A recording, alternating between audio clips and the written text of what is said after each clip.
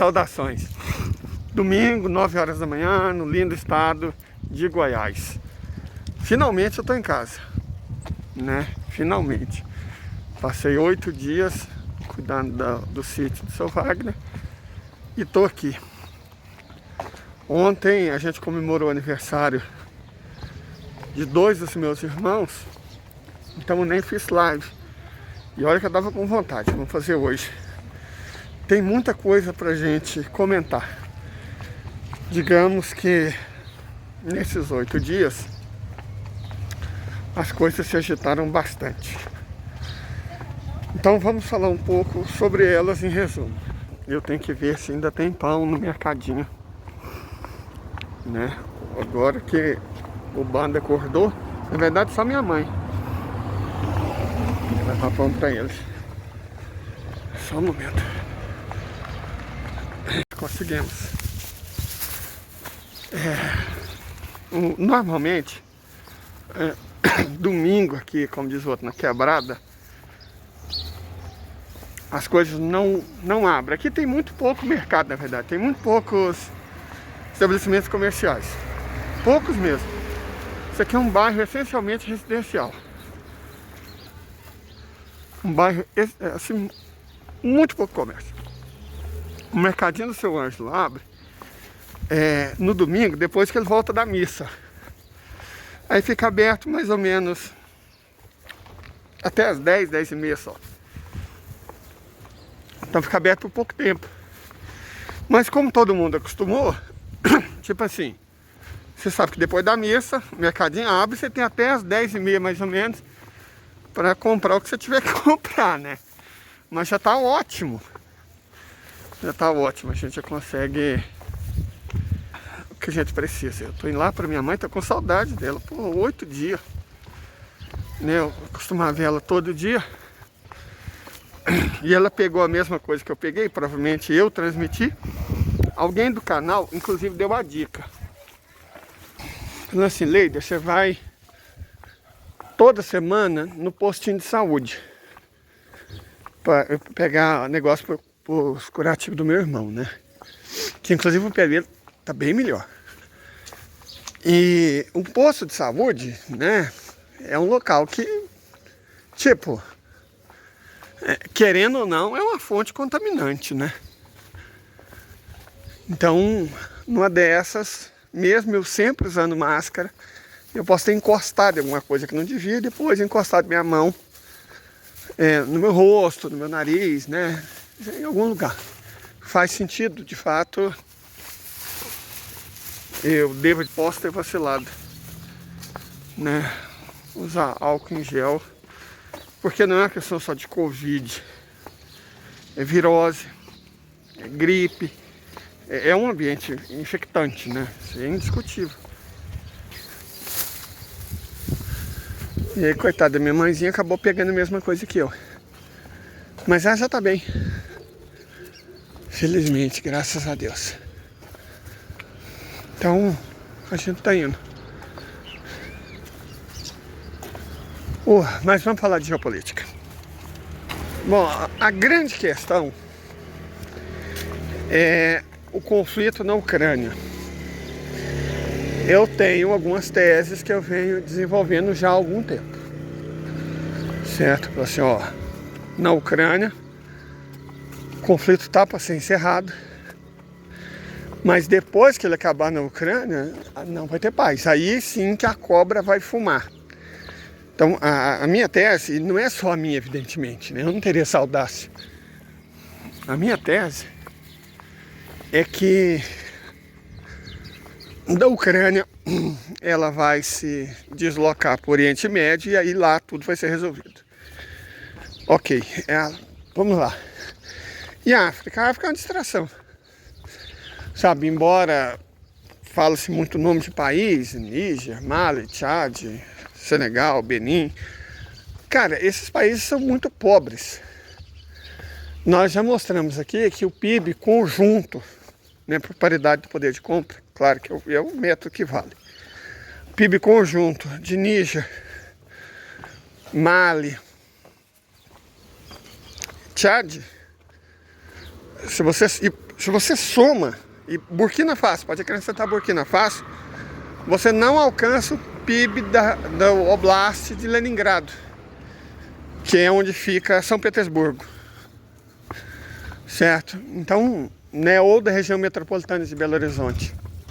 Então nós estamos falando de uma região que é muito vasta, né?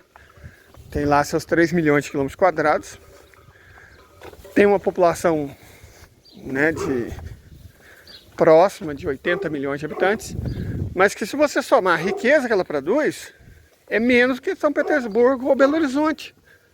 É uma região muito pobre. As capitais desses países é Mali, é Bamako, né? Níger é Niamey, Tchad é N'Djamena e qualquer outro, Burkina Faso, Ouagadougou. A capital desses países é quase toda feita por ruas sem asfalto, cara. A capital, que normalmente é a maior cidade, a cidade mais rica da maioria dos países do mundo, certo? E nesses casos é de fato a maior e a mais rica cidade. Então, falando de cidade que isso, não vou nem falar de esgoto. Não tem asfalto, cara. Não tem asfalto. Então, assim, são locais muito pobres, ricos em recursos naturais, né, valiosíssimos. A França, 2/3 da energia da França é nuclear. Então, a França precisa muito de urânio e agora não vão mais vender para ela. Porque, na verdade, a França roubava esses países. Você tem a desculpa do franco CFA, que é a maneira da França se apropriar dos recursos financeiros dessas nações. Ela cobrava para explorá-los, cara. É uma loucura, é uma insanidade. A França deu independência só formal para esses países, certo? Mas nunca deixou de tratar esses países como colônia. E mesmo governantes de esquerda, como François Mitterrand, para não falar em François Hollande, admitiram isso.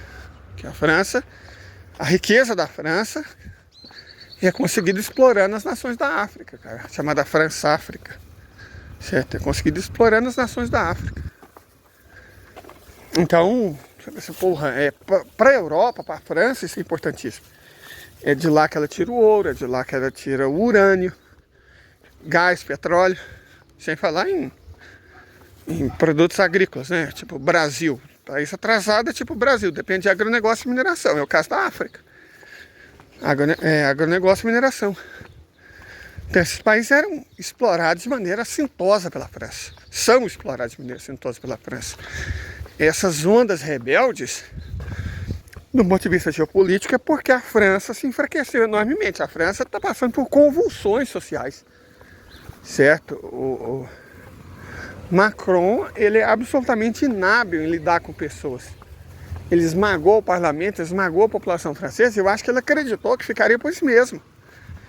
Agir como se faz em São Paulo, né? Bota a polícia no meio e aí tá tudo resolvido. Só que não é assim que a banda toca, não é assim que as coisas funcionam. Então a população reagiu, evidentemente, está reagindo de maneira pesada. A França está em chamas. A verdade é isso, a França está em chamas. O país está em chamas, cara.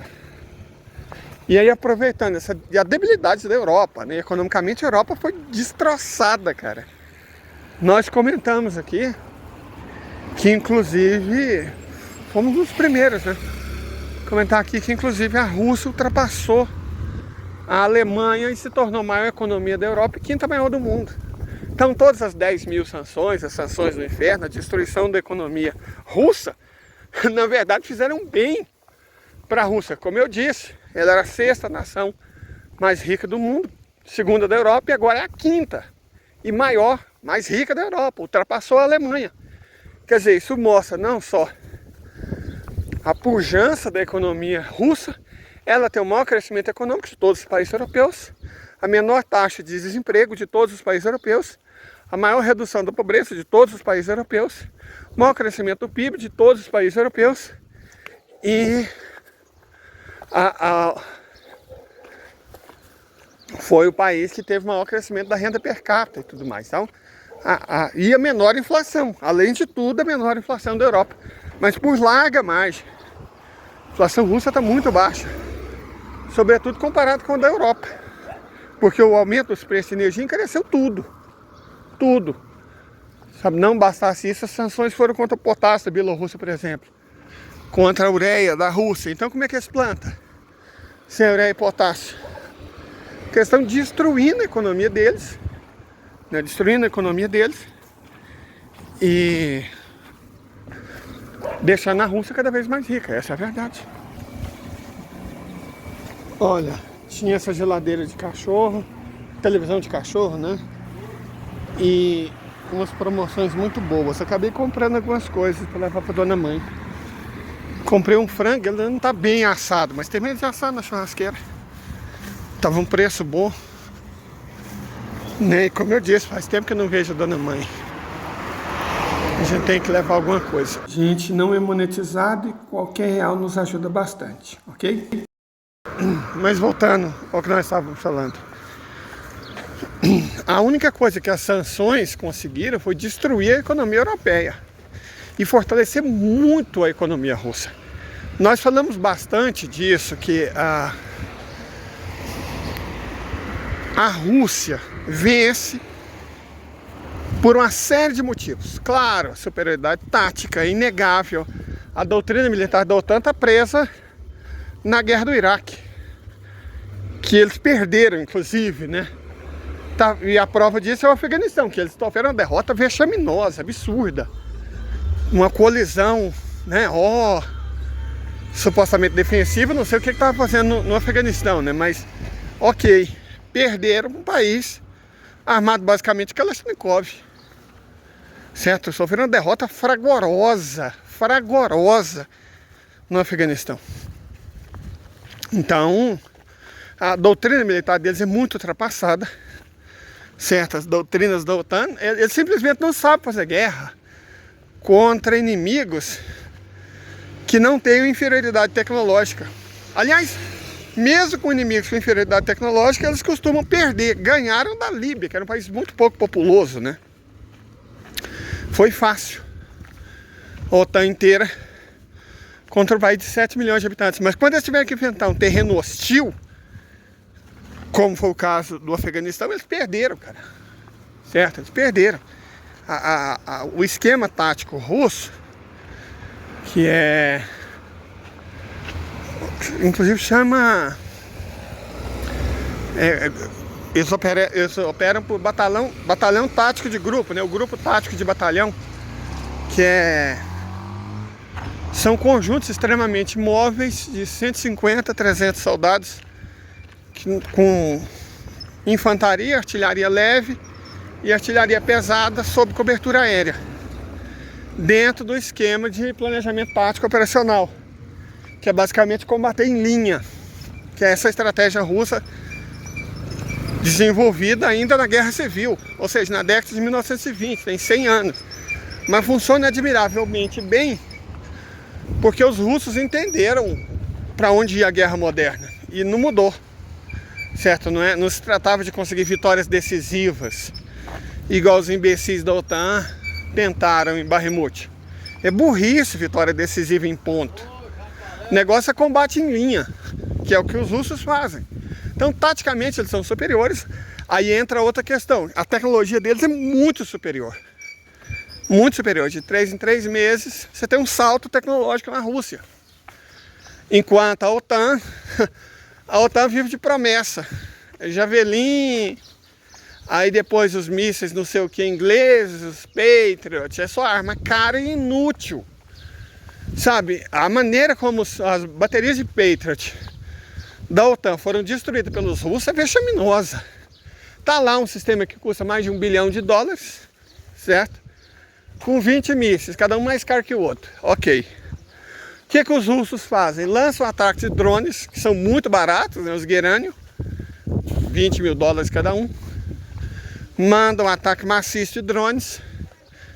O radar não reconhece direito que arma que é e tenta debelar esses drones com os 20 mísseis do sistema Patriot. Aí é só contar, né? O satélite, o radar russo, conta automaticamente, manda para a inteligência artificial, né, para o centro de controle, que fica provavelmente em Sarov, perto de Moscou, é onde tem um dos supercomputadores russos. É o sistema de pele inteligente, radar, as próprias armas, as próprias munições, algumas delas, satélite, tudo combinado. Então, detecta de onde os Patriot estão saindo, certo? Conta eles, isso automaticamente, né, por inteligência artificial. Quando deu os 20, você sabe de onde eles foram lançados. Aí você lança um que já e pronto, resolve o problema. Acabou a bateria. Foi assim que eles destruíram as duas baterias de Patriot, cada uma mais cara que a outra, que eles mandaram para a Ucrânia.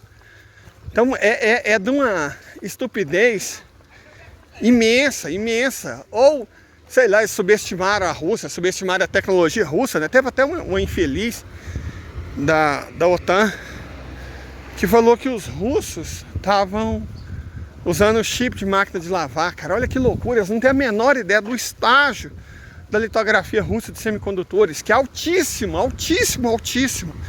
Só que ela não produz comercialmente. Por não produzir comercialmente, é quase uma produção semi-artesanal, embora de altíssima tecnologia, de boutique. Então o Ocidente não tem controle. E apesar dos russos já em 2014, 9 anos atrás, 2014, eles já tinham tecnologia para produzir chip de 28 nanômetros, certo? 9 anos atrás. E o Ocidente, eu acredito que eles acharam que a Rússia tinha parado no tempo, cara. Que loucura, ela avançou em todas as tecnologias e não teria avançado sem uma mecatrônica, sem uma eletrônica extremamente sofisticada. Você não faz mísseis como o Vanguard, como o Sarmat, sabe, sem uma tecnologia altíssima, altíssima. Você não projeta esse tipo de coisa na unha não, gente. Você precisa de uma computação extraordinária. E aí, onde eles acham que eles conseguiram? Comprando chip de videogame? Quer dizer, o que o Ocidente tem no lugar do cérebro, cara? O que eles estão usando no lugar do cérebro? É só parar. Se existe o nome, existe o bicho. Certo? Ora, se eles estão produzindo coisas de altíssima tecnologia que o Ocidente não dá conta de fazer, quer dizer que ia ser alguma coisa que o Ocidente não tem. Ok, cérebro. Mas não é só isso.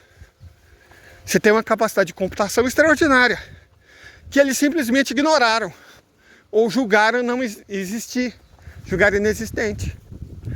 Correto? Então, a superioridade tecnológica de engenharia de produção russa tem sido fundamental, crucial na vitória que eles estão tendo e vão ter em definitivo. O que a Ucrânia vai fazer? A Ucrânia tem gente corajosa. Isso aí, a coragem não é uma questão moral. Não é uma questão de você estar certo, de você estar errado. A gente não julga isso aqui também. Os ucranianos são corajosos. Que enfrentar um país como a Rússia, com inferioridade tecnológica, industrial, de engenharia, técnica, operacional, tática, só porque a OTAN e os Estados Unidos, que não vencem guerra há muito tempo, disseram que ia ajudar, é estúpido, mas também é corajoso. Na verdade, a coragem e a estupidez costumam andar juntas, né? Elas não raro, elas são companheiras. Então, coragem não falta aos ucranianos. Certo? Coragem não falta a eles. Só que não adianta, cara. Não adianta. Então, a questão é, por quanto tempo a Ucrânia vai resistir? A tal contraofensiva tem sido um fracasso de proporções épicas. Certo? Enquanto você está aqui falando, essa noite, parece que 14 Tupolev Tu-160, que é o 160, ou não, o 95, não me lembro bem. Tem diferença. Provavelmente o 95, acho que a Rússia não tem tantos Tupolev Tu-160M não. Então foi o Tu-95, que é um avião enorme e é basicamente um bombardeiro. Lança mísseis e bombas do tipo FAB. Se levantou 14 delas para descer a bordoada na Ucrânia. Essa noite o pau cantou. Essa noite o bambu gemeu. Certo? E ataques maciços. Estão atacando Odessa, Khmelnytsk, Vinyatsk, Kharkov, Dnipropetrovsk, Kiev. Estão atacando as cidades ucranianas todas, cara. Estão descendo a lenha, mas descendo a lenha implacavelmente. Certo? Destruindo as poucas fábricas militares que ainda restam, infraestrutura crítica. Então, e a conversinha, vai mandar os F-16, não vão mandar o F-16. Não vão. Primeiro porque parece que só tem, acho que uma dúzia de pilotos ucranianos capazes de operar os jatos, que simplesmente eles não sabem falar inglês. Né? E você não treina um piloto de avião em um mês, né? Assim que funciona não é autoescola não. E mesmo que tá certo, conseguisse resolver o problema da pilotagem, não tem F-36, F-16 no mundo que resista ao R-37M, né, que é o míssil hipersônico ar russa. Até agora, todos os R-36M se transformaram em abate. É um míssil que faz 300 km em 4 minutos. Como é que você lida com uma coisa dessa velocidade, gente? Não lida, não tem o que fazer. Simplesmente não tem o que fazer. Certo? Nessa velocidade não tem o que você fazer, cara. 300 km em 4 minutos. Quando você vê, já era. Os próprios pilotos que sobreviveram, como disse, o avião não sobreviveu nenhum, falaram que o tempo que eles tiveram é de ejetar. Não tem o que fazer.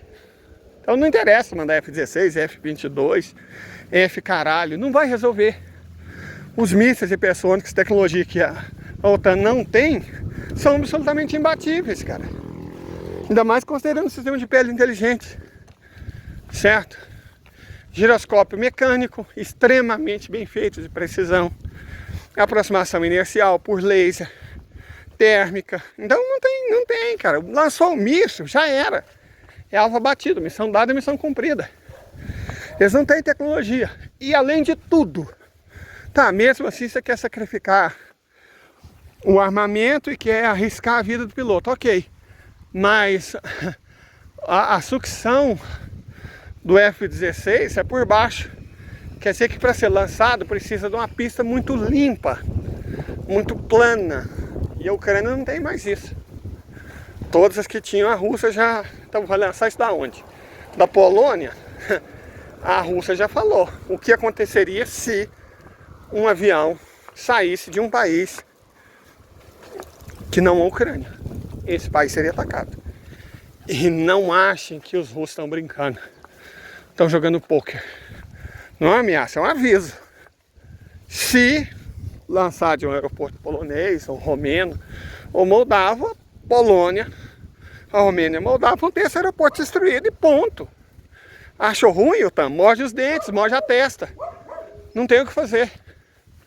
Certo? Não tem o que fazer. Então, cara, isso é uma insanidade. A Rússia está fazendo ataques no último mês, na verdade, né? Dia e noite. Principalmente à noite. Por quê? Aí entra outra questão. A capacidade óptica da Rússia é muito superior à do Ocidente. Então eles realizam ataque noturno com extrema precisão. E aí a OTAN não consegue se defender. Essa é a verdade, eles não conseguem se defender. Sabe? Se você for olhar tudo isso, é até insano que eles ainda estejam insistindo. Eles estão insistindo porque não é a vida deles, né? Eles estão sacrificando a vida dos ucranianos. O país Ucrânia vai deixar de existir, cara. O país Ucrânia vai deixar de existir.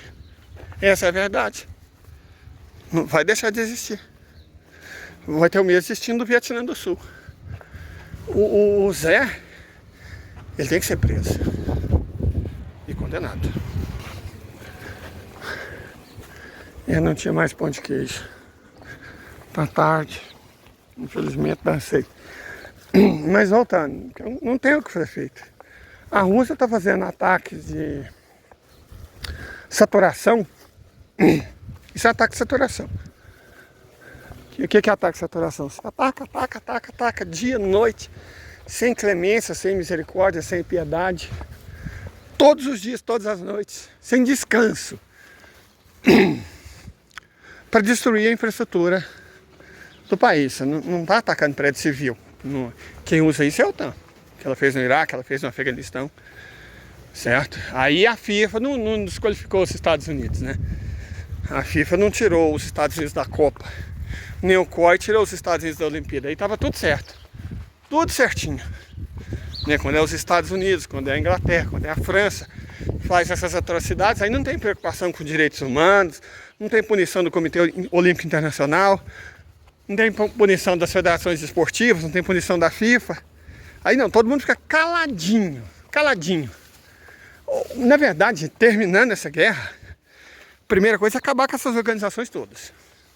Tipo, ou trocar completamente a liderança, prendendo quando for o caso, ou simplesmente substituir por outras, cara. Não tem, cara, quem viu as Olimpíadas sabe o tanto que os russos eram garfados. E agora com essa palhaçada, ai, não pode competir nas Olimpíadas, não pode por quê? O que os Estados Unidos fizeram no Afeganistão, um país soberano? O que eles fizeram no Iraque? O que esses países todos fizeram na Líbia?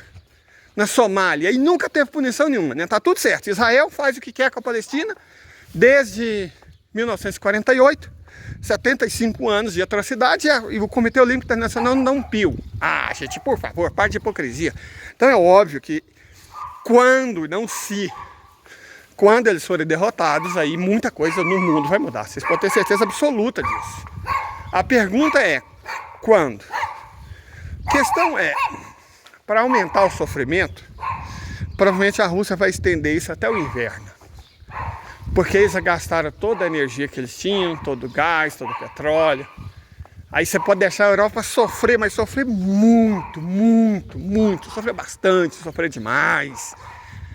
Aí os europeus vão ter que escolher, derrubam os governos entreguistas, que abanam o rabo para os Estados Unidos e acabam com a porcaria dessa guerra. Ou se transforma na África, certo?